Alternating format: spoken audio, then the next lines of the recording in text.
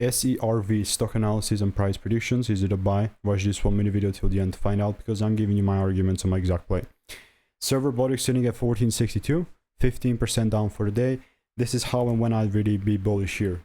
I would only really start buying if the price starts giving me, I mean, if it gives me this white of accumulation that I'm waiting for, because we're finally tapping inside a zone. Now it's Friday, so definitely not today. I mean, because I genuinely don't think in the next 2 hours that we're going to see like a double break above this and onward.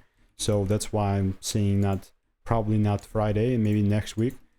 I'm not even trying to put like a constraint, because who am I here to tell the universe when the price is going to give me the rules? It might not even ever give me the rules, you know? So pretty much all I'm going to wait for is this red thing. If the red thing happens, which is the confirmation, like a double break, only then I'll take it higher. If you want to learn the strategy that I'm using, check the first link in the description. All reviews are 5 stars. And I'll see you in the next one.